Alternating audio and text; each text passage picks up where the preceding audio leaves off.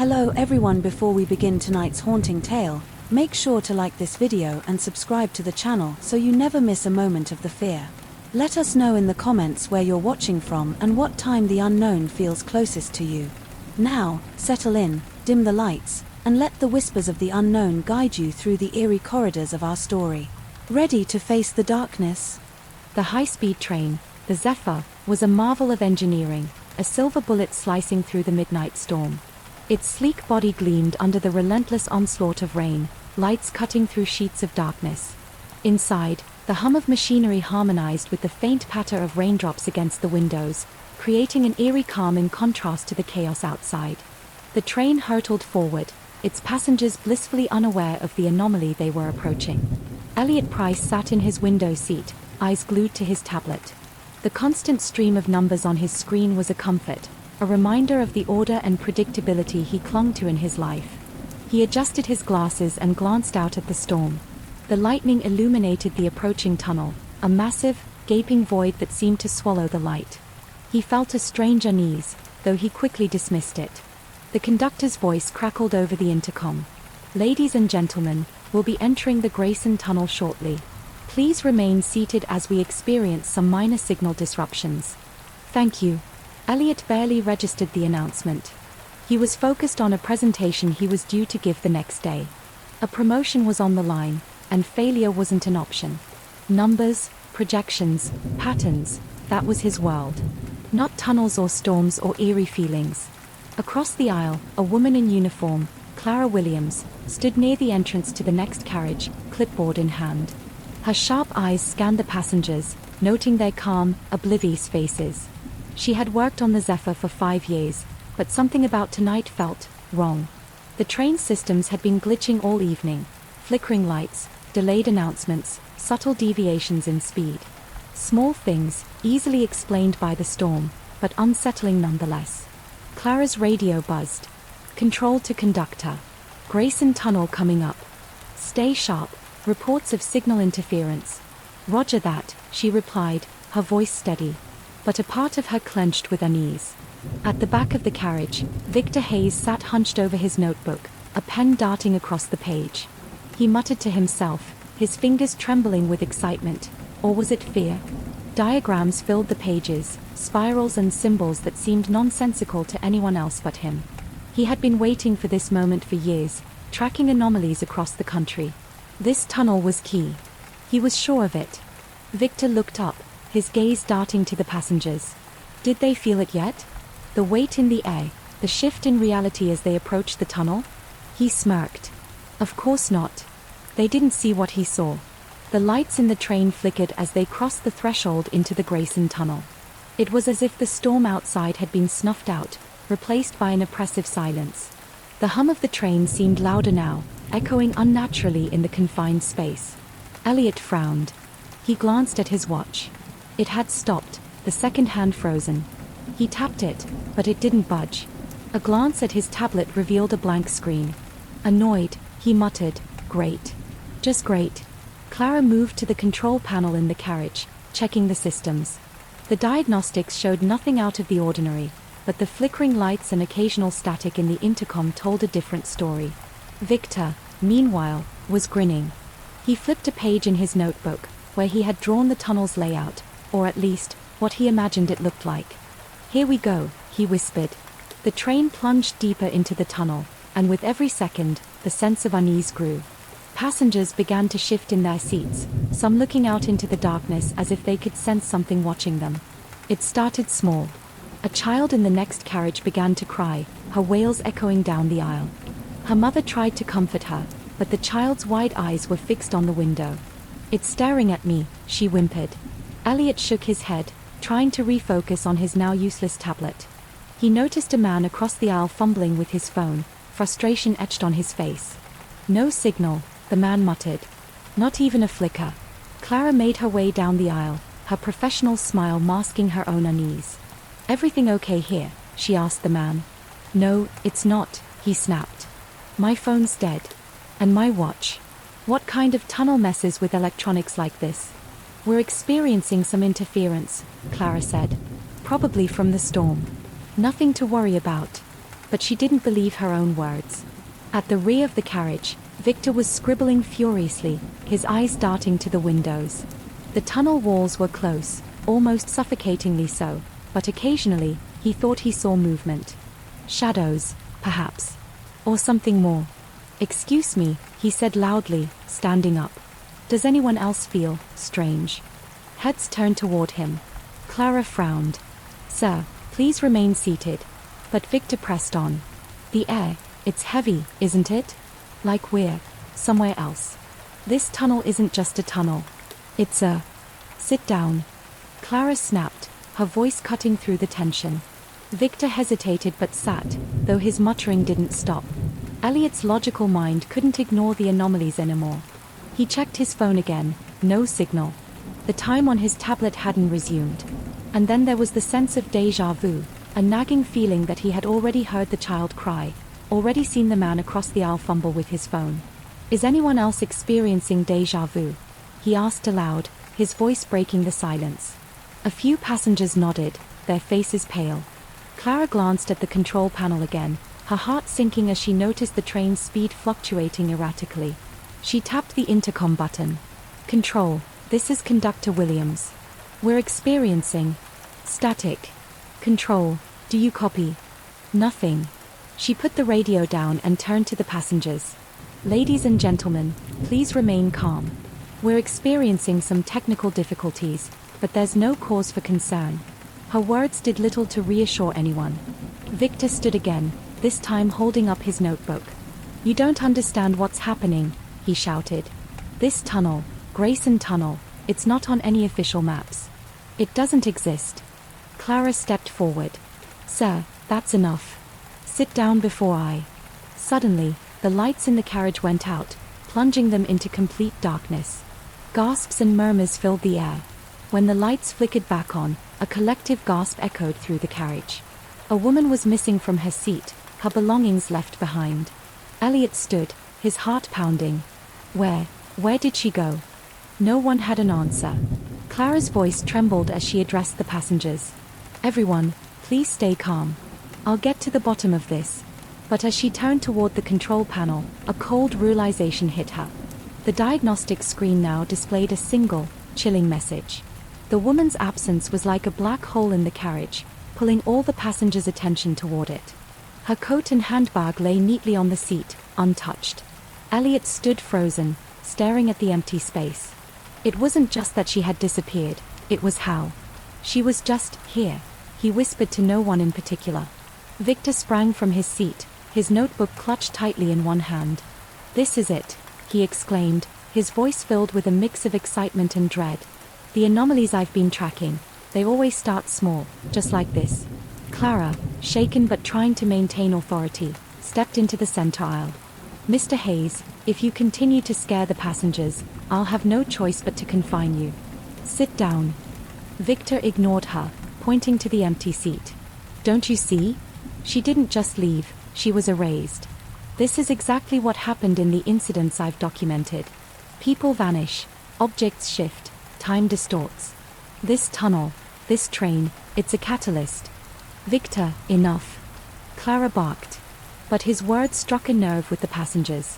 Murmurs began spreading through the carriage, panic bubbling just beneath the surface. Elliot, still grappling with the unexplainable, turned to Clara. "You need to do something," he said, his tone sharper than intended. "We can't just sit here and act like this is normal." Clara's eyes darted to the control panel. The chilling message, "You shouldn't be here," still glowed on the screen, sending a shiver down her spine. She took a deep breath, forcing herself to sound composed. "I'll check the other carriages. Everyone, stay seated. We'll get to the bottom of this." Clara moved through the connecting door into the next carriage, the air growing colder with each step. The lights flickered intermittently, casting shadows that seemed too long, too alive. This carriage was eerily quiet. A few passengers sat stiffly in their seats, their faces blank, as though they were in a trance. Clara called out to them, but no one responded. A woman near the window clutched her handbag tightly, her knuckles white. "Are you all right?" Clara asked gently. The woman didn't answer. She just stared out into the darkness of the tunnel. Clara leaned closer and followed her gaze. For a moment, she thought she saw something, a flicker of movement, a shape darting past the window. She blinked, and it was gone. Her radio crackled to life, startling her. "Clara, it's Elliot," came the voice, strained and urgent. She pressed the button. "What is it?" There's something wrong with the passengers here," he said. "One of them just said she remembers getting on the train, but not where she was going. She can't even remember her name." Clara's stomach dropped. She glanced back at the passengers in the second carriage, their blank faces suddenly more unsettling. "I'm coming back," she said. When Clara returned to the first carriage, the tension was palpable. Passengers whispered to one another, their voices hushed but frantic. Elliot was crouched next to a middle-aged woman who seemed dazed, her hands trembling. "She keeps repeating the same thing," Elliot said as Clara approached. The woman looked up, her eyes wide and unfocused. "I got on the train. I got on the train. But where am I going? Where was I going?" Clara knelt in front of her, speaking softly. "It's okay. We'll figure this out. Can you tell me your name?" The woman opened her mouth, but no sound came out. She touched her throat, panic flashing across her face. Victor, standing nearby, scribbled furiously in his notebook. "Classic symptom," he muttered. "They lose pieces of themselves first. Memory, voice, then," he snapped his fingers. "Gone. Victor." Clara snapped, whirling to face him. "Stop it. You're not helping." But Victor's words hung in the air, their weight undeniable. Elliot checked his watch out of habit, though he knew it wasn't working. Still, he glanced at the clock above the carriage door.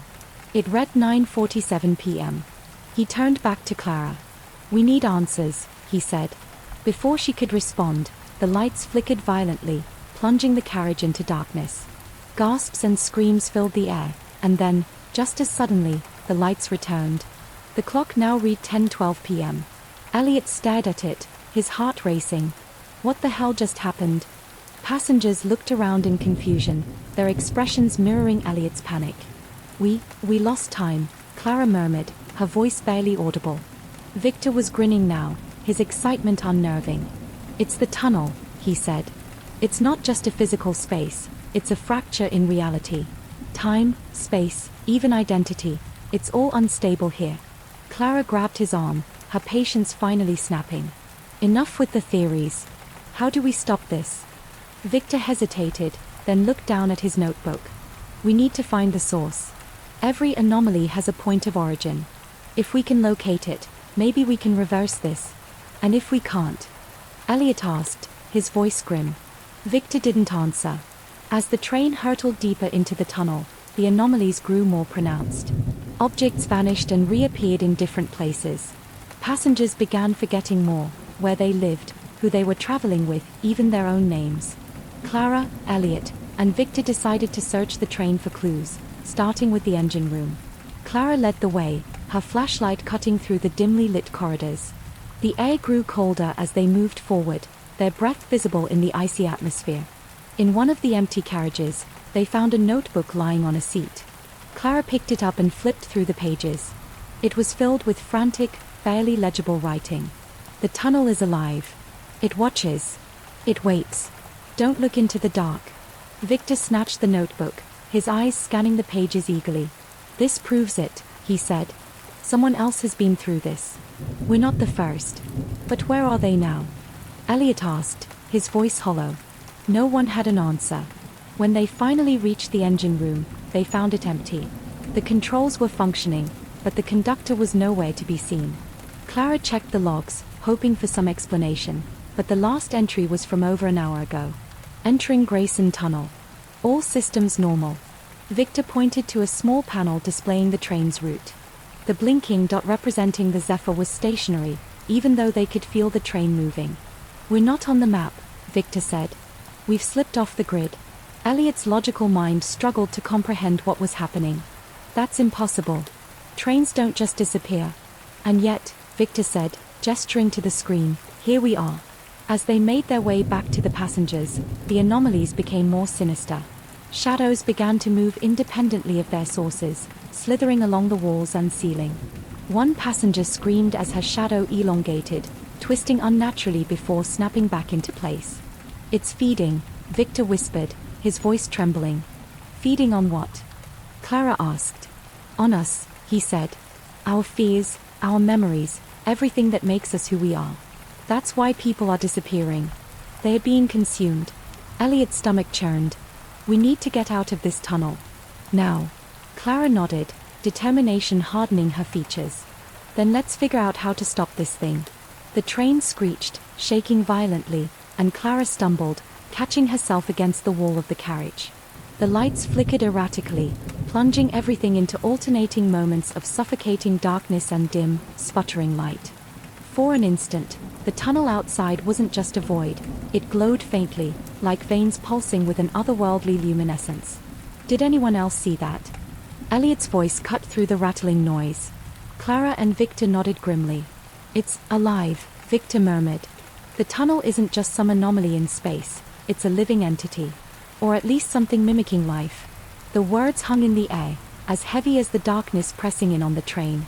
Clara gritted her teeth, forcing herself to stay grounded. We need to stay focused. If we panic, we're done for. But panic was creeping into everyone, faster than the train speeding through the void. The passengers, now huddled in clusters, whispered frantically about the unnatural sensations, the cold seeping into their bones, the strange hum resonating in the walls, and the ominous movement of shadows that didn't seem to belong to anything. A piercing scream erupted from the third carriage, sending a shockwave of fear rippling through everyone. Clara, Elliot, and Victor rushed toward the source of the sound, shoving through the connecting door to find chaos. A young man was sprawled on the floor, his body convulsing. His shadow, distorted and jagged, seemed to rise above him, its edges trembling as though alive. Passengers backed away in terror, their faces pale and eyes wide with disbelief. What the hell is that? Clara whispered, frozen for a moment as the shadow lunged toward the ceiling. Get him out of there. Elliot shouted, snapping Clara into action. Victor grabbed the young man by his shoulders and dragged him backward as Clara and Elliot tried to block the others from getting too close. The shadow writhed and twisted unnaturally, its form growing larger as it fed off the young man's terror. He's feeding it. Victor yelled. The fear, it's what's making it stronger. Clara pulled the emergency fire extinguisher from the wall and aimed it at the shadow. With a hiss, the foam hit the darkness, causing it to recoil slightly but not vanish. It's not enough, Elliot said through gritted teeth. We need to find its source and stop it. As if in agreement, the train lurched violently, throwing everyone to the floor. The lights dimmed until only the faint glow of the pulsing tunnel illuminated the carriage. When Clara helped the injured man back to his seat, she noticed the strangeness in his eyes, glassy and distant, as though a part of him had been left behind.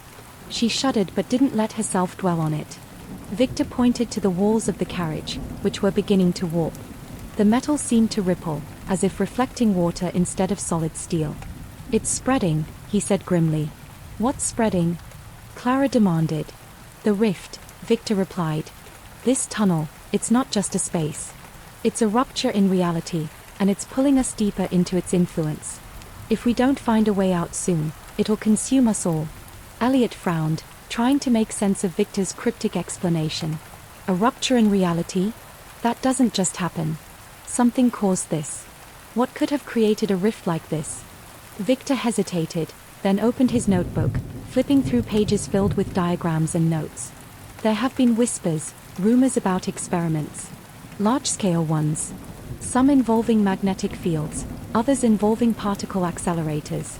They're all theoretical, of course, but if someone tampered with forces they didn't fully understand. Clara narrowed her eyes. You're saying this could have been caused by people? That someone deliberately created this? Victor didn't answer directly. It's possible. But right now, all that matters is figuring out how to stop it before it stops us. As the group moved toward the front of the train, the atmosphere became oppressive. The hum in the walls grew louder, resonating deep in their chests. The air seemed heavier, making every step feel like trudging through water. And then, they heard it, a voice. It wasn't a normal voice, but a low, guttural whisper that seemed to emanate from every direction at once. The sound was incomprehensible at first, like static distorted through an old radio. But slowly, the words became clear. You do not belong. Clara stopped in her tracks, her blood running cold. Did you hear that? Elliot nodded, his face pale. It's talking to us. Victor's expression was one of awe and terror. It's aware of us. The rift, it's sentient. The voice spoke again, this time louder and more forceful. You do not belong. Leave. We're trying to. Clara shouted, her voice tinged with frustration and fear. The voice fell silent, but the train responded. The lights dimmed further, and the walls seemed to close in, the carriage narrowing like a throat swallowing its prey. We're running out of time, Victor said. If we don't act now, it won't just erase us, it'll consume everything we are. Determined to find the source of the rift, the trio made their way to the engine room. The journey was harrowing. The train seemed to fight against them, each step an uphill battle as the air grew colder and the shadows darker. When they finally reached the engine room, what they found defied logic. The controls were no longer recognizable. Instead, the center of the room was dominated by a swirling vortex of light and shadow, its edges crackling with energy. The vortex pulsed rhythmically, like a beating heart, and the hum that had been following them now filled the space, deafening and relentless. Victor stared at the vortex, his hands trembling. This is it. The rift's core. Clara approached cautiously, her instincts screaming at her to stay back. How do we stop it? Victor shook his head. I don't know. If this is a tear in reality, then closing it might. Spare us the science, Elliot interrupted. What do we do? Smash it? Burn it? What? Victor hesitated, then pulled a small device from his bag, a handheld generator of some sort. This might destabilize it, he said. But there's no guarantee it'll work. And what happens if it doesn't? Clara asked. Victor's silence was answer enough. As they prepared to activate the device, the rift seemed to react, its pulses growing faster and more erratic. The shadows in the room twisted and coalesced into humanoid shapes, their forms flickering like static. They are defending it, Victor said, his voice shaking. Clara gritted her teeth. Then we'll have to fight our way through. Elliot grabbed a wrench from a nearby toolbox, while Clara armed herself with a crowbar. The shadowy figures advanced, their movements unnervingly fluid and predatory. Victor worked furiously to configure the generator, his fingers flying over the controls. Just keep them off me, he shouted. The battle was chaotic. The shadows were relentless, their attacks targeting not just the body but the mind. Each touch brought flashes of fear, regret, and despair. Clara felt her grip on reality slipping, but she forced herself to stay focused, swinging the crowbar with all her strength. Finally, Victor shouted, "It's ready." He activated the generator, and a blinding surge of energy erupted from the device, slamming into the vortex. The rift shrieked, a sound so piercing it felt like it was tearing their souls apart. The shadows recoiled, their forms dissolving into wisps of smoke. The vortex began to collapse in on itself, its edges folding inward as the energy destabilized. The train shook violently, the walls threatening to cave in. "Run!" Victor yelled. The trio bolted from the engine room, the sound of the collapsing rift roaring behind them. The train screamed forward, the sound of the collapsing rift echoing behind them. Clara, Elliot, and Victor burst into the final passenger carriage, gasping for air. The remaining passengers were huddled in the corners, their faces pale with fear. But something was different here. The air in the carriage was thick, oppressive, and charged with an unnatural energy. The walls shimmered with faint, ethereal patterns, like ripples on a lake. Shadows danced unnaturally across the floor and ceiling, moving without any light source to cast them. Clara glanced at Elliot, who was clutching his side from a gash sustained in the earlier chaos. "Are you okay?" "I'll manage," he gritted out. "We're not done yet." Victor, still holding the handheld generator, scanned the room. His face was pale, his eyes wide. This isn't just another carriage. It's the core of the anomaly. We're inside the heart of it now. The passengers whispered frantically, their words barely audible. "The train, it's alive. We're never leaving. It knows we're here." Clara stepped forward, her voice firm. "Listen to me. We're going to fix this. But we need everyone to stay calm and stay together. Panicking won't help anyone." Her words carried more confidence than she felt. Every instinct screamed at her to run, but there was nowhere to go. The train, the rift, and the passengers, they were all tangled in a nightmare with no clear escape. The lights flickered again, plunging the carriage into near-total darkness. Then, from the far end of the room, a figure emerged. At first, it seemed like just another shadow. But as it moved closer, its form solidified into something almost human, but not quite. Its face was indistinct, shifting like smoke, and its eyes glowed faintly with an unnatural light. The passengers recoiled in terror, pressing themselves against the walls. Clara, Elliot, and Victor stood their ground, though the sight of the figure sent a chill through each of them. The figure spoke, its voice laid with echoes, as though 1,000 voices were speaking in unison. "You have trespassed. You have disrupted the balance." Clara's throat tightened, but she forced herself to speak. What are you?" The figure tilted its head, its movements unnervingly smooth. "We are the rift. We are the void. We are what lies between." Elliot frowned, stepping forward despite the fear clawing at him. "What does that mean? Why are you doing this? What do you want from us?" The rift's voice grew louder, more forceful. "This place was never meant for you. Your kind brought this upon yourselves. The balance was broken, and now the void consumes." Victor's eyes widened in realization. It's not just a rift. It's a tie between dimensions. And we're the intruders. Clara's mind raced. If that's true, then there has to be a way to fix it. To close the tie and restore the balance. The rift figure stepped closer, its form flickering ominously. To close the tear, there must be sacrifice. The balance demands it. The room fell silent as the weight of the figure's words sank in. "What kind of sacrifice?" Elliot asked, his voice barely above a whisper. The rift gestured to the passengers, its shadowy arms sweeping across the room. "The fear. The despair. The life you cling to so desperately. It is what sustains us. What binds the rift. To restore balance, it must be relinquished." Victor shook his head, backing away. "You asking us to willingly give ourselves to you? That's insane." The rift's form shifted, growing larger and darker. Balance must be restored. There is no other way. Clara clenched her fists, her mind racing. There had to be another solution, some way to outsmart the entity without giving in to its demands.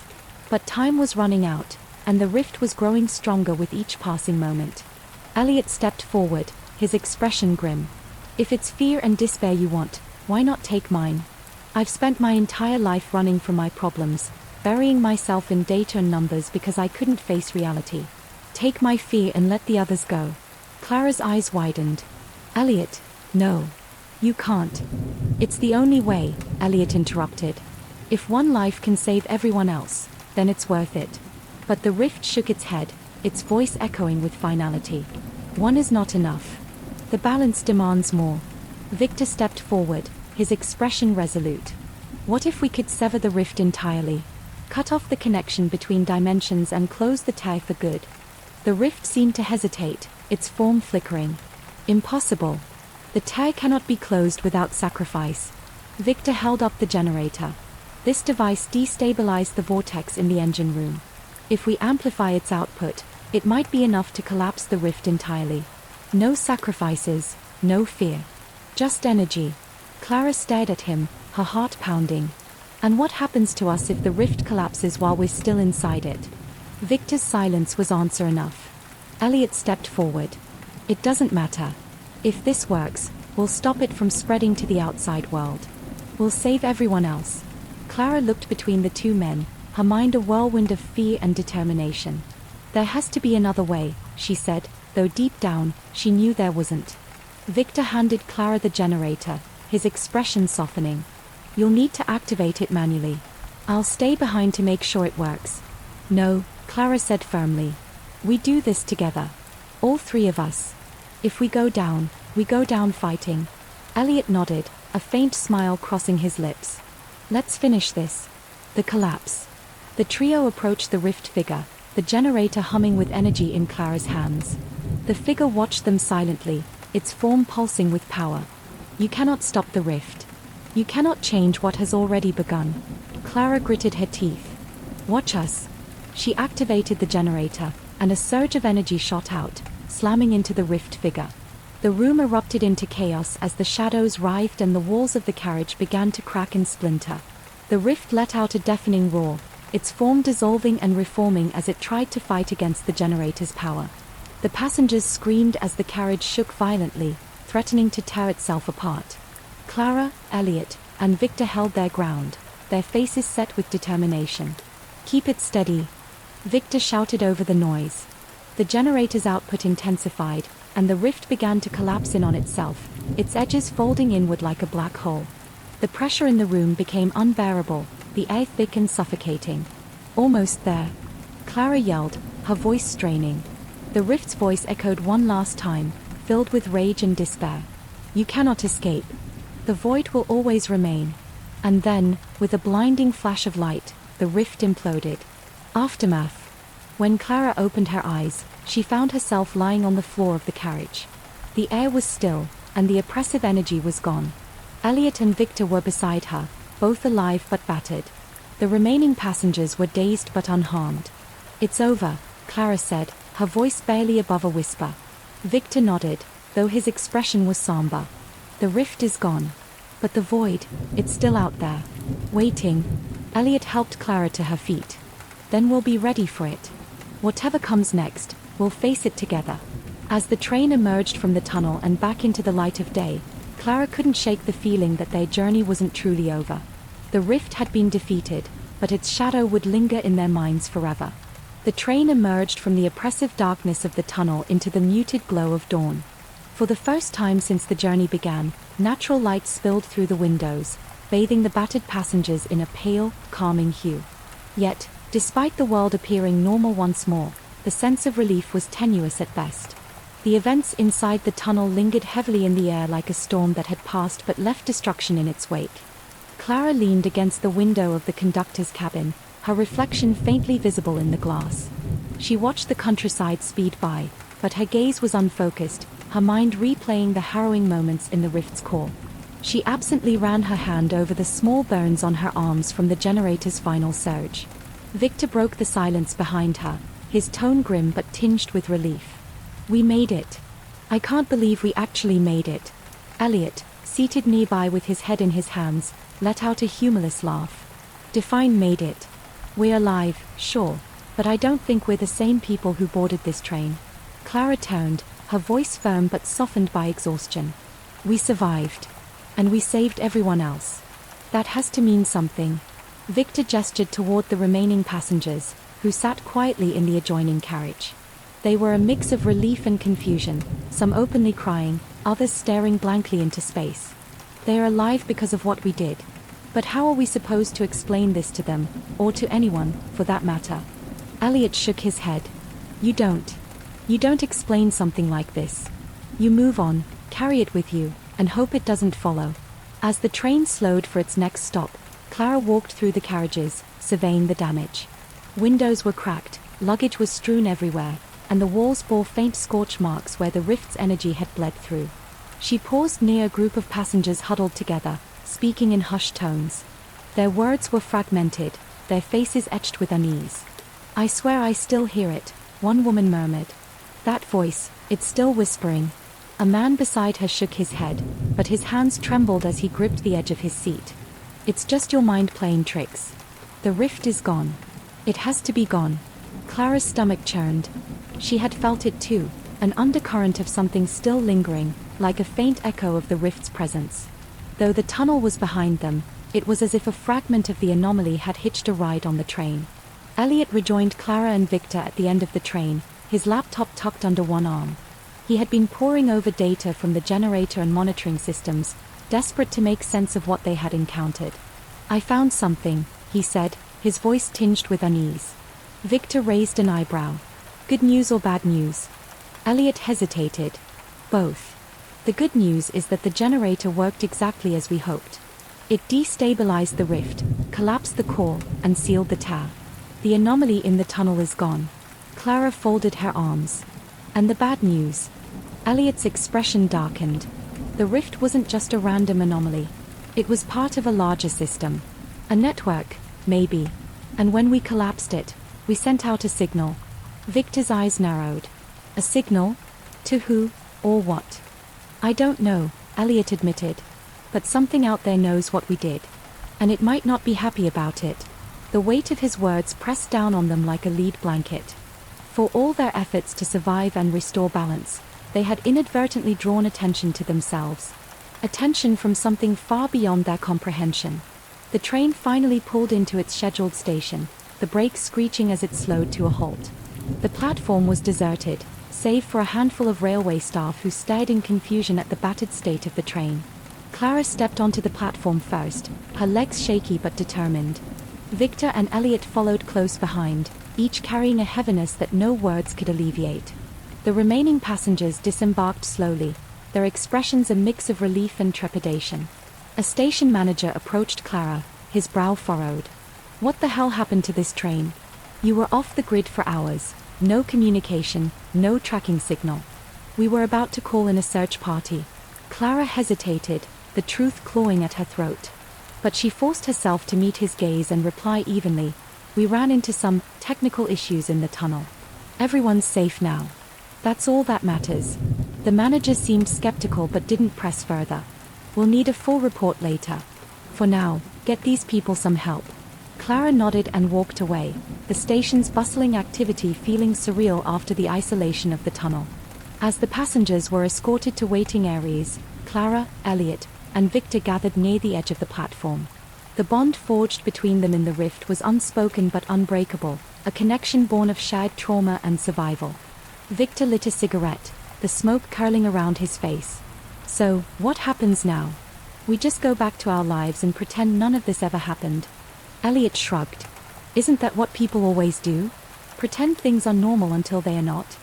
Clara glanced at the horizon, the rising sun painting the sky in soft hues of orange and pink. "We don't pretend. We prepare. Whatever we faced in that tunnel, it wasn't the end. It was just the beginning." Victor smirked faintly. "You sound like you're gearing up for a war." "Maybe I am," Clara replied, her voice steady. "The rift may be gone, but something tells me we haven't seen the last of it, or whatever sent it." Elliot nodded in agreement. "If that signal was a call for reinforcements, we need to be ready. And we need answers." Victor exhaled a plume of smoke. "Well, if you're planning to save the world, count me in. Someone's got to document the chaos." Clara smiled faintly. "Then I guess we're in this together." As the trio parted ways, each heading toward their respective lives, a subtle tension remained in the air. Clara returned to her conductor duties, though her perspective had shifted irreversibly.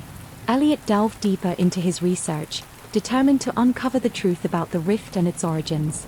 Victor, ever the cynic, began documenting his experiences in a journal, half convinced that no one would ever believe him. But the rift had left its mark on more than just their memories. That night, as Clara sat in her small apartment, she thought she saw the faint outline of a shadow moving unnaturally across her wall. When she turned to look, it was gone. Elliot, working late on his laptop, noticed strange glitches on his screen, patterns and symbols that didn't belong in any data set. And Victor, alone in a dimly lit bar, felt the weight of unseen eyes on his back, though the room was empty save for him and the bartender. The rift was gone, but its echoes remained. As the world continued on, blissfully unaware of the events aboard the train, one question lingered in the minds of Clara, Elliot, and Victor. Had they truly closed the rift, or had they simply opened the door to something far worse? The answer, they feared, would reveal itself in time. Until then, all they could do was wait, and hope that humanity's fragile balance would hold. And somewhere, deep beneath the earth, in the darkness of an abandoned tunnel, a faint light flickered. A whisper echoed, barely audible. "It begins again." Story number 2. The train platform was unusually quiet for this time of night. Claire Bennett adjusted the strap of her worn leather satchel, the weight of her notebook and research materials pulling at her shoulder. The crisp winter air nipped at her cheeks as she glanced around. Travelers huddled in their coats, murmuring in subdued tones, their conversations drowned by the low hum of an incoming train. The Midnight Express, a gleaming steel serpent, slid into view, its arrival marked by a high-pitched whine that pierced the silence. Claire had taken this train route before, but tonight, something felt different. The train seemed almost alive, its windows darkened as if hiding something. She shook off the thought, chalking it up to her own overactive imagination. As a linguist, Claire was no stranger to skepticism. Her work was rooted in reason, in decoding ancient texts and deciphering the forgotten languages of civilizations long past. She didn't believe in the supernatural, she believed in patterns, in logic. But tonight, the air around her was thick with an unspoken tension she couldn't rationalize. Jonathan Ruiz stepped onto the platform, his posture straight and measured. He scanned the crowd instinctively, a habit born of years in the military. The bright fluorescent lights cast long shadows on the concrete, flickering faintly, as if struggling against the darkness. Jonathan adjusted the duffel bag slung over his shoulder and sighed. This wasn't where he wanted to be. His brother's message had been brief: "I need to talk." Midnight train. Jonathan had half a mind to ignore it, but guilt had won out. Now, as he stood waiting, the fine hairs on the back of his neck prickled. Something about this train felt wrong. Its polished exterior seemed to ripple under the dim light, as if the steel itself was breathing. A sharp laugh startled him, and he turned to see a little girl, no older than 8, skipping toward the train with her nanny trailing behind her. The child, Lila Moss, as Jonathan would later learn, seemed oddly unfazed by the cold. Her coat was unbuttoned, her scarf dangling precariously from her neck. What struck him most, however, was her gaze. Lila's eyes darted to the train and then to him, a fleeting connection that left him unsettled. It wasn't the look of a child, it was something much older. The conductor announced boarding, and Claire followed the flow of passengers into the train. She chose a seat near the middle of the carriage, far from the chatter of others. The interior of the Midnight Express was as grand as she remembered: dark mahogany paneling, plush velvet seats, and brass fixtures that gleamed faintly under the dim overhead lights. Yet, something was off. Claire couldn't shake the feeling of being watched. Her eyes drifted to the corners of the carriage, where shadows pooled unnaturally, darker than they should have been. The faint scent of burning metal lingered in the air. She distracted herself by pulling out her notebook and jotting down observations, a habit she found comforting. Nearby, Jonathan settled into a seat by the window, his sharp eyes scanning the reflection of the passengers behind him. He noted Lila and her nanny sitting a few rows ahead. The little girl was staring at the window, but her eyes didn't reflect curiosity or boredom, they reflected knowing. It unsettled him deeply. The train pulled out of the station with a shudder. The rhythmic clatter of wheels against tracks filled the air, a soothing sound that lulled most passengers into quiet conversation or light dozing. Claire found herself absorbed in her notes until an unfamiliar sound broke her concentration. A low, resonant hum rippled through the train. It wasn't mechanical, it was almost like a voice. The sound vibrated through the air, so subtle at first that Claire thought she had imagined it. But then it grew louder, deeper, resonating through the metal walls of the train. Passengers stirred uncomfortably, exchanging nervous glances. The hum built into a strange, echoing noise, a reverberation that seemed to pass through the bones. And then, just as suddenly as it had started, it stopped. "Did you hear that?" Claire whispered to no one in particular. Across the aisle, Jonathan nodded slowly. "Yeah," he muttered, his hand unconsciously resting near his duffel bag as if reaching for something. Up ahead, Lila tilted her head, her lips curling into a faint smile. "It's starting," she murmured softly, her voice barely audible. Her nanny frowned, tugging her coat tighter around her shoulders. At the train's first stop, the doors hissed open, but no one boarded. The platform outside was empty, shrouded in fog so thick it seemed to press against the windows. Claire frowned, her journalist's instinct for details kicking in. Where were the passengers? This was supposed to be a major hub. Suddenly, a muffled scream echoed through the carriage. Claire spun around just in time to see a man vanish. He had been sitting near the rear of the carriage, flipping through a magazine. Now, his seat was empty, the magazine lying open on the floor. Gasps and whispers filled the air as passengers rushed to the spot where the man had been. Someone pulled the emergency brake, but the train didn't stop. The conductor appeared, pale-faced and sweating, muttering reassurances that did little to calm the growing panic. Claire noticed something others didn't: a small symbol scratched into the wooden paneling of the vanished man's seat. It looked ancient, almost like a rune. She quickly sketched it into her notebook, her mind racing. As the train resumed its journey, the atmosphere in the carriage grew tense. Passengers clustered together, whispering theories about what had happened. Some blamed the train's speed, others suggested a hidden trapdoor. But Claire knew better, there was something unnatural at play. Lila approached her then, her small hands clutching a crumpled piece of paper. "You're the only one who can read these," she said, placing the paper on Claire's lap. Claire blinked in surprise and unfolded the paper. It was covered in the same cryptic symbols she had seen near the vanished passenger's seat. "Where did you get this?" she asked, her voice trembling slightly. "I found it," Lila replied simply. Her eyes met Claire's, and for a brief moment, Claire felt as though she were looking into the eyes of someone far older, far wiser. Jonathan, who had been watching from his seat, stood and approached them. "What's going on?" he asked, his tone cautious. Claire hesitated, unsure of how much to reveal. "I think these symbols are connected to what's happening," she admitted. "They're a language, but one I don't fully understand yet." Lila tugged on Jonathan's sleeve, her expression serious. "The train's listening," she said. "You shouldn't talk too loud." Jonathan exchanged a glance with Claire. "What does that mean?" he asked, but Lila offered no further explanation. Claire spent the next hour poring over the symbols, trying to make sense of them. Meanwhile, Jonathan kept a watchful eye on the passengers, noting that some of them seemed off.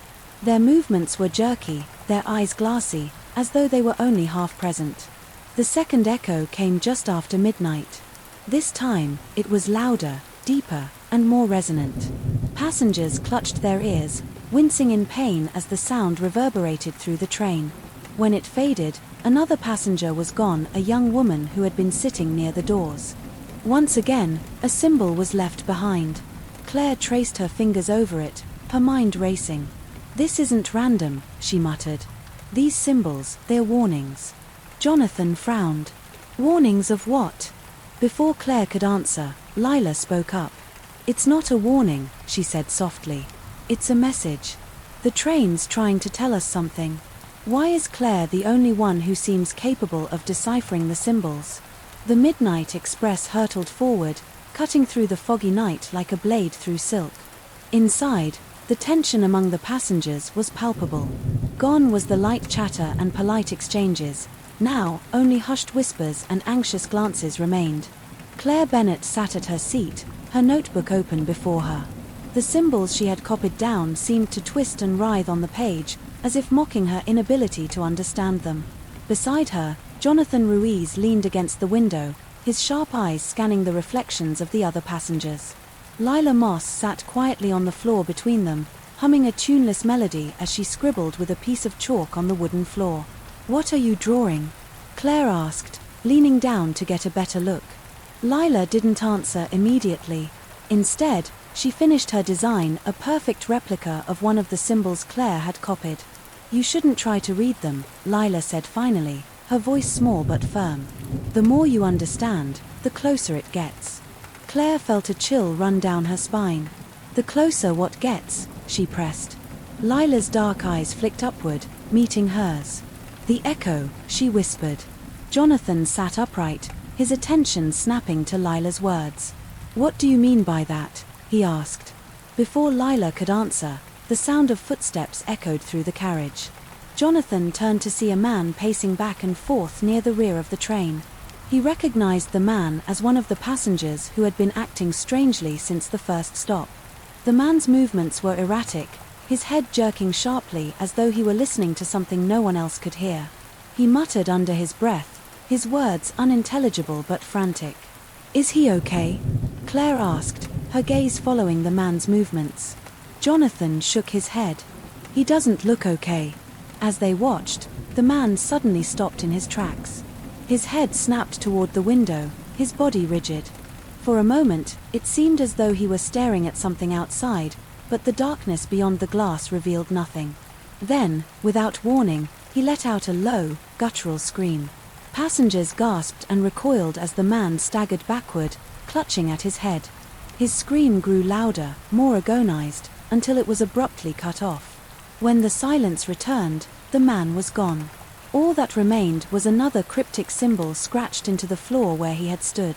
When the train slowed to a halt at the next station, Claire, Jonathan, and Lila peered out the windows, hoping to catch a glimpse of anything that might explain the disappearances. The platform was eerily empty, shrouded in a dense fog that seemed to pulse with an unnatural rhythm. "This station doesn't look like it belongs on the route," Jonathan muttered. Claire nodded in agreement.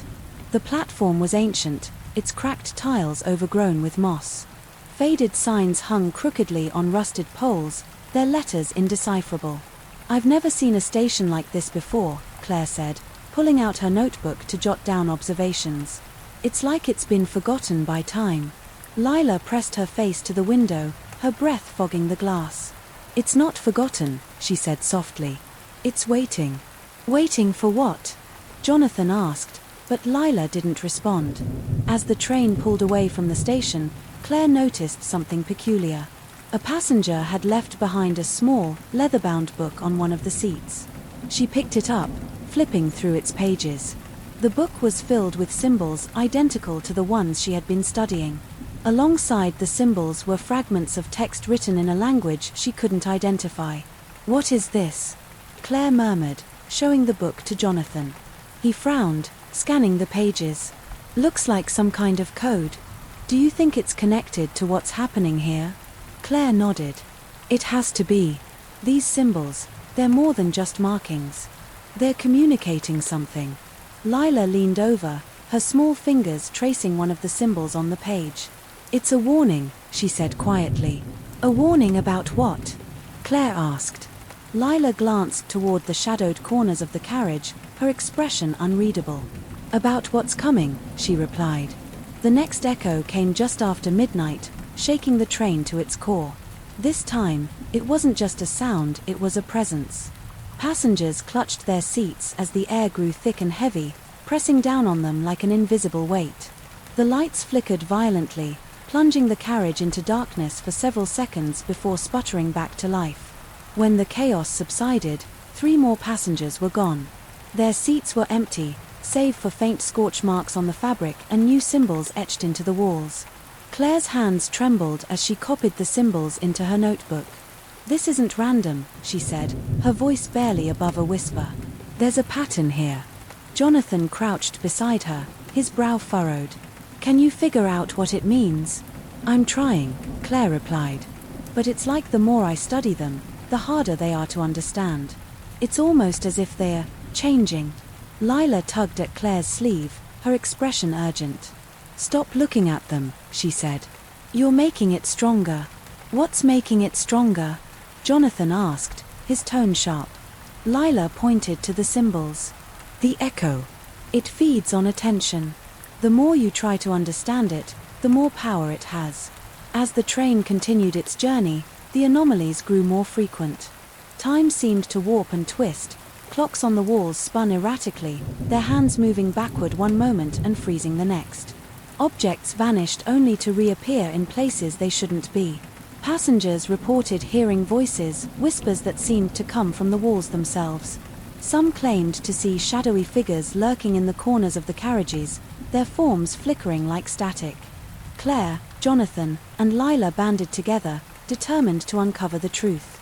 They began exploring the train, searching for clues that might explain the phenomena. In one of the rear carriages, they found a hidden compartment filled with old documents and maps. Among them was a blueprint of the train, marked with strange annotations. "This train isn't normal," Claire said, studying the blueprint. "These markings, they're not part of the original design. Someone's been tampering with it." "Tampering how?" Jonathan asked. Claire pointed to a series of symbols etched into the blueprint. "These are the same symbols we've been seeing. Whoever designed this train knew about them."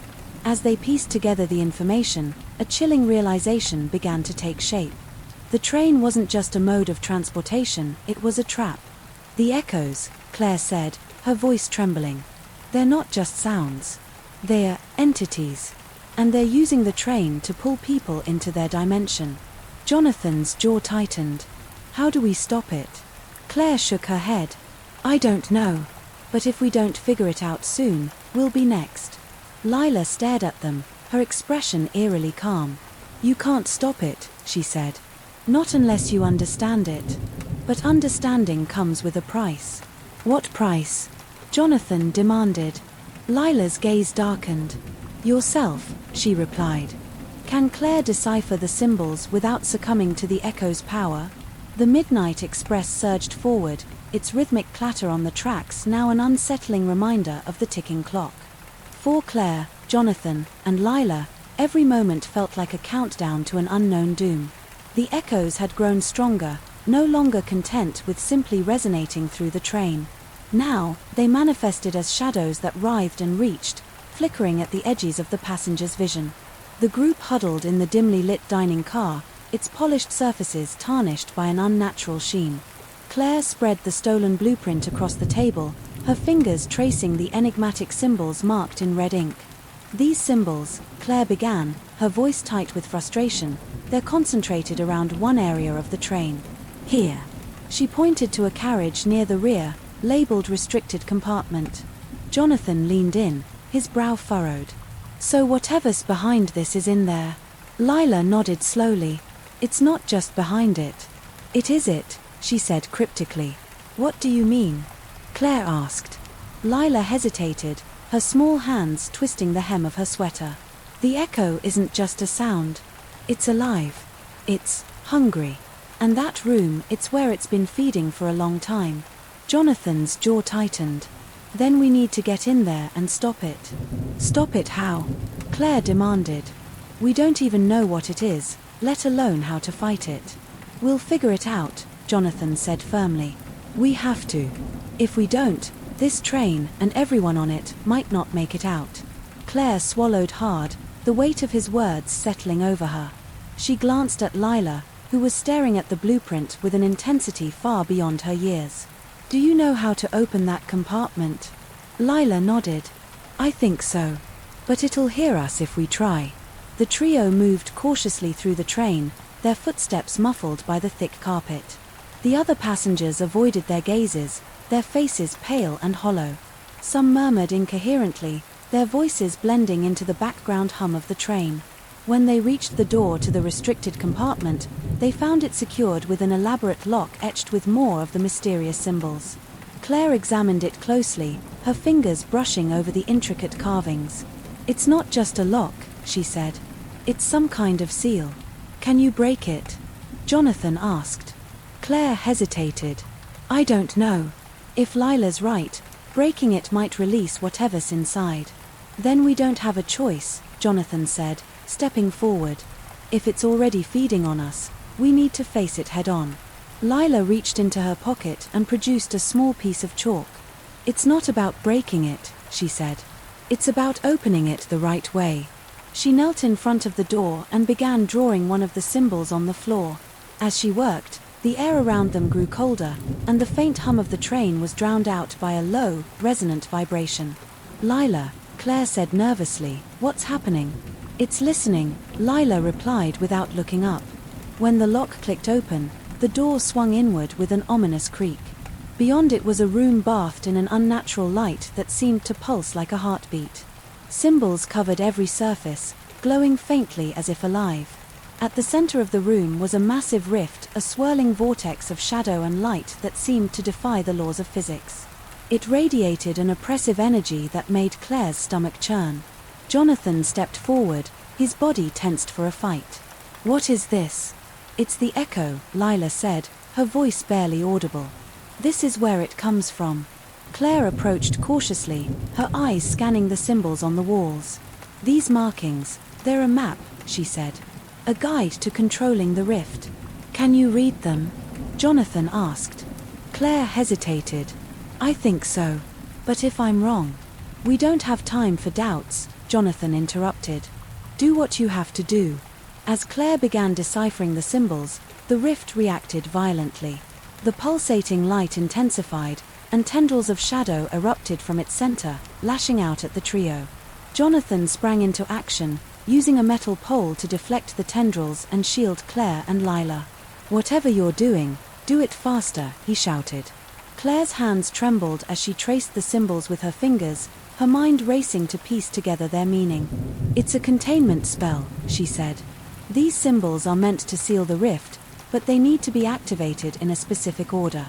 Then activate them, Jonathan yelled, narrowly avoiding another tendril. I'm trying, Claire snapped, her frustration mounting. Lila, meanwhile, stood motionless, her eyes locked on the rift. It knows we're here, she said softly. Claire glanced at her. What do you mean? It's watching us, Lila replied. And it's afraid. As Claire worked to decipher the symbols, she began to notice a pattern, one that chilled her to the core. These markings, she said, her voice trembling, they're not just a containment spell. They're a story. They're telling us what the echo is. What is it? Jonathan asked, his voice strained as he fended off another tendril. Claire's eyes widened as the realization hit her. It's not just a force. It's a memory, a fragment of something that was destroyed. It's trying to piece itself back together, and it's using us to do it. Jonathan's grip on the pole tightened. You mean it's feeding on us to make itself whole again? Claire nodded. And if it succeeds, it'll tear through this train and everything beyond it. With time running out, the trio faced an impossible choice: attempt to seal the rift and risk unleashing its full power, or flee and leave the other passengers to their fate. Jonathan looked at Claire, his expression grim. Can you finish the spell? I don't know, Claire admitted. But I have to try. Jonathan nodded. Then do it. I'll keep it distracted. As Claire resumed her work, Jonathan charged at the tendrils, using his pole to draw their attention away from her. Lila stood by Claire's side, her small hands clutching the chalk. I'll help, Lila said. You're just a child, Claire replied. I'm the only one who can hear it, Lila said firmly. Tell me what to do. Claire hesitated, then handed Lila the chalk. Together, they worked to activate the symbols, their movements hurried but precise. The rift roared in defiance, its tendrils growing more frantic. The entire train shuddered as if it were being torn apart. Claire, Jonathan shouted. Hurry. We're almost there. Claire replied, her voice strained. As the final symbol was activated, the rift let out a deafening scream. The tendrils retracted, and the pulsating light began to dim. For a moment, it seemed as though the worst was over. But then, the rift began to collapse in on itself, pulling everything in the room toward its center. We have to get out of here, Jonathan shouted. No, Lila cried. If we leave now, it'll reopen. Claire made a split-second decision. Grabbing Lila's hand, she pulled her toward the rift. We have to stabilize it, she said. Jonathan hesitated, torn between following them and escaping. Finally, he made his choice. I'm coming with you, he said, stepping forward. Together, the trio approached the rift, bracing themselves for whatever lay ahead.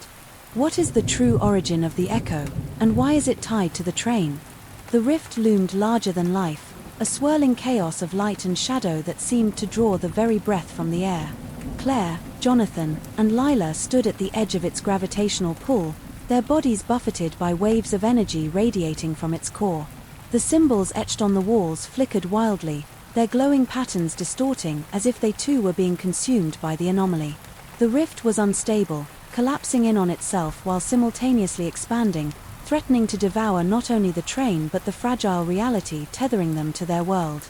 As Claire studied the rift, her heart raced. Her mind reeled with the cryptic patterns she had spent hours deciphering, but now, in the face of the anomaly, the meaning behind the symbols became startlingly clear. It's calling out to us, Claire murmured, her voice almost drowned by the pulsating hum of the rift. What do you mean? Jonathan shouted over the chaos, gripping the steel pole in his hands like a lifeline. Claire turned to face him, her expression pale but resolute. The echo isn't just a sound. It's a voice, a fragment of something trying to communicate. It's trapped here, and it's using us to break free. Lila, standing at Claire's side, tilted her head as if listening to something only she could hear. It doesn't want to hurt us, she said softly. It's scared. It's been alone for so long. Jonathan frowned. Scared or not, it's tearing this train apart. How do we stop it? Claire hesitated, the weight of their situation pressing down on her. If we stabilize the symbols, we might be able to contain it. But if we seal it completely, it might destroy everything in its final attempt to escape. And if we don't seal it? Jonathan asked. Claire's gaze darkened. It'll consume us all. Determined to confront the echo and end its reign of chaos, the trio edged closer to the rift. The air around them grew heavier, thick with the oppressive force of the anomaly. Each step felt like wading through molasses, and the shadows cast by the flickering lights seemed to move of their own accord. Suddenly, the floor beneath their feet lurched violently, and the train tilted as if the very fabric of reality were tearing apart. Passengers' screams echoed through the train, but their voices were quickly swallowed by the deafening roar of the rift. "We're running out of time," Jonathan shouted, his voice straining against the noise. Claire's eyes darted to the symbols on the walls, her mind racing to piece together the final steps of the containment spell. "We need to connect the last set of symbols," she yelled. "They're the key to stabilizing the rift." Lila clutched Claire's arm, her small hands trembling. "I'll help you," she said, her voice steady despite the fear in her eyes. Jonathan glanced at the rift, its tendrils of shadow writhing like living entities. "I'll hold it off," he said, gripping the pole tighter. "No," Claire protested. "You'll be killed." Jonathan shot her a determined look. "If I don't, none of us will survive. Just do what you need to do." As Claire and Lila worked feverishly to connect the symbols, Jonathan faced the full wrath of the rift. Tendrils of shadow lashed out at him, each strike more forceful than the last. He dodged and deflected them with the pole, gritting his teeth against the onslaught. The shadows seemed to target his deepest fears, their movements eerily precise. For a moment, one of the tendrils morphed into the shape of a man, someone from Jonathan's past. His breath hitched as the shadow figure whispered words he hadn't heard in years, words that cut deeper than any physical wound. "You failed them, Jonathan," the shadow hissed. "You'll fail them too." "No," Jonathan roared, swinging the pole with all his strength. The shadow dissipated, but the echoes of its words lingered in his mind. Meanwhile, Claire and Lila reached the final sequence of symbols. As they connected the last lines, the symbols began to glow brighter, their light piercing through the darkness of the rift. But as the light intensified, a new revelation struck Claire. The symbols weren't just a containment spell, they were a bridge. "It's not trying to escape," Claire whispered, her voice trembling with realization. "It's trying to return home." Lila looked up at her, her eyes wide with understanding. "It's lost," she said, "and it needs us to guide it back." Claire hesitated, torn between her desire to end the chaos and her newfound empathy for the entity. "If we complete the spell, we might be able to send it back where it belongs. But if we get it wrong..." Lila placed her hand on Claire's. "We won't get it wrong," she said firmly. As the trio worked together to stabilize the rift, the anomaly began to shift. Its chaotic energy started to coalesce, forming a distinct shape, a humanoid figure made entirely of light and shadow. The figure stepped forward, its presence both awe-inspiring and terrifying. It reached out a hand, its movements slow and deliberate. Claire stepped forward cautiously, her heart pounding. "What do you want?" she asked. The figure tilted its head, its features shifting like ripples on water. It didn't speak, but the echo that reverberated through the train carried a single word: home. Claire swallowed hard, her mind racing. "We can help you," she said. "But you have to let the train go." The figure hesitated, its form flickering. For a moment, the shadows that made up its body seemed to stretch toward Claire, as if seeking her reassurance. Jonathan stepped between them, his stance protective. "Are you sure about this, Claire?" he asked. "No," Claire admitted. "But I think it's the only way." As Claire and Lila completed the final sequence of the spell, the rift began to collapse in on itself. The figure let out a piercing wail, its form dissolving into the vortex. But as the rift shrank, its pull grew stronger.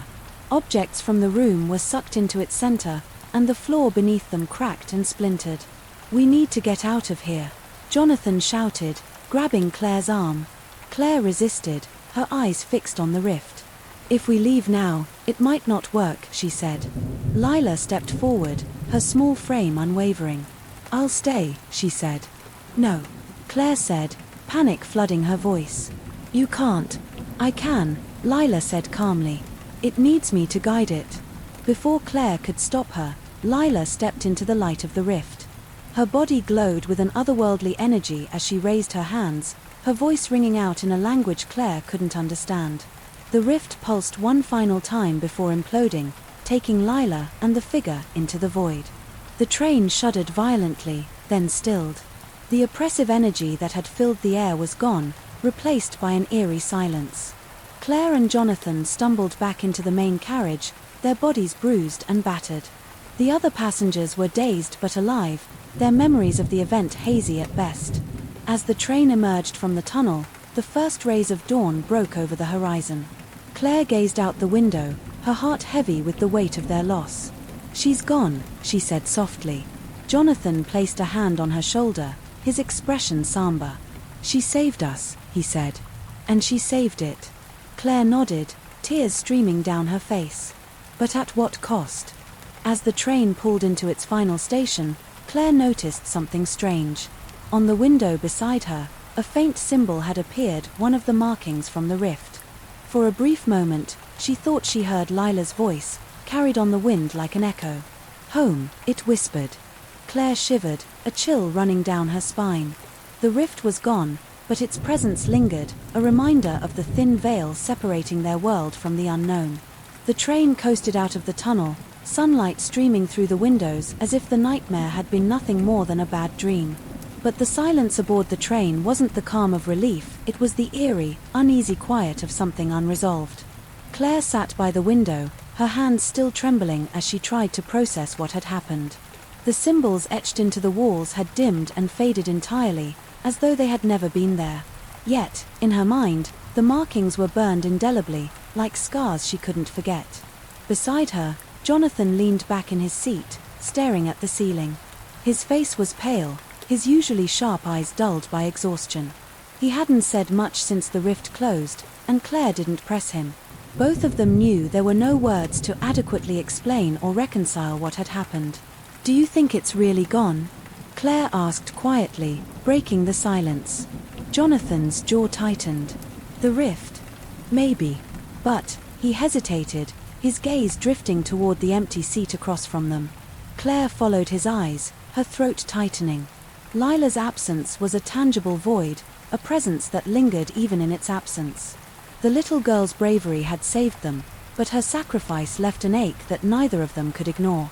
She knew what she was doing, Claire said, trying to convince herself as much as Jonathan. She said it needed her to guide it. Jonathan let out a slow breath, his fingers clenching and unclenching as if trying to grip onto something solid. "I just wish we knew where it went. Where she went." As the train approached its final station, the passengers began to stir. Most seemed dazed, their memories fragmented. Conversations were muted and disjointed, as if the events they'd experienced were slipping from their minds like grains of sand through their fingers. A man seated across the aisle frowned, rubbing his temples. "Weirdest thing. I can't remember why I got on this train," he muttered. His wife nodded, her expression vacant. "It's like a dream. I remember the tunnel, and then, nothing." Claire exchanged a look with Jonathan. Unlike the others, their memories were sharp, etched with an unsettling clarity. They had seen the rift, faced the shadows, and lost someone in the process. And while the other passengers seemed to be waking from a nightmare they couldn't quite recall, Claire and Jonathan were wide awake, burdened with the truth. "Why us?" Jonathan murmured. Claire shook her head. "I don't know. Maybe because we were willing to see it. To believe it." At the station, the passengers disembarked slowly, their movements mechanical, as though they were unsure of their surroundings. Claire and Jonathan lingered, reluctant to leave the train that had become a graveyard of their unanswered questions. As Claire stepped onto the platform, a cold wind swept through the station, carrying with it the faintest trace of a sound. She froze, her breath catching. "Did you hear that?" she whispered. Jonathan turned, his brow furrowing. "Hear what?" Claire strained her ears, her heart pounding. It was faint, almost imperceptible, but it was there, the echo. A chill ran down her spine as the sound faded, leaving only the hum of the station. She turned to Jonathan, her face pale. "It's not over," she said. Jonathan's jaw tightened. "Then what do we do?" Claire didn't answer. She didn't know. As they walked through the station, Claire felt a strange pull. She glanced over her shoulder, her eyes drawn to the train they had just left. For a moment, she thought she saw a small figure standing in the doorway of the last carriage. "Lila," she whispered, her voice barely audible. The figure didn't move, and when Claire blinked, it was gone. But as she turned back toward Jonathan, her foot brushed against something on the ground. She bent down, her fingers closing around a small, worn notebook. Her heart raced as she opened it, the pages filled with symbols, the same symbols that had been etched into the walls of the train. Jonathan leaned over her shoulder, his eyes widening. "Is that?" "It's Lila's," Claire said, her voice trembling. "She must have left it for us." The symbols were drawn in precise, careful lines, accompanied by notes written in a childish scrawl. As Claire flipped through the pages, she realized it wasn't just a record of the symbols, it was a guide. "She knew," Claire murmured. She knew this wasn't over. That night, Claire sat in her apartment, the notebook spread out on her desk. The symbols stared back at her, their meanings just out of reach. She traced her fingers over the lines, her mind replaying the events on the train. The echo had been silenced, but its presence lingered. It was in the air, in the shadows, in the spaces between moments. And Claire couldn't shake the feeling that it was watching her, waiting for something.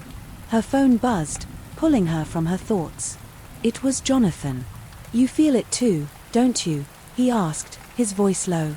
Claire hesitated, glancing at the notebook. "It's still here," she said. "I don't know how, but it is." Jonathan sighed.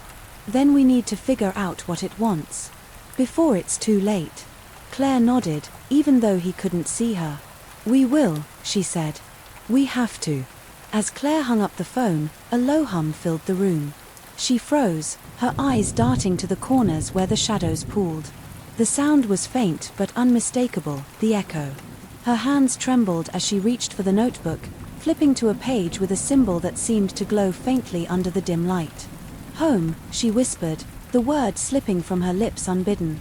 The echo grew louder, reverberating through the room. And in that moment, Claire knew the truth. The rift had closed, but its reach extended far beyond the train. The echoes weren't just remnants of the anomaly, they were a warning. And somewhere, in the vast expanse of reality, something was still watching.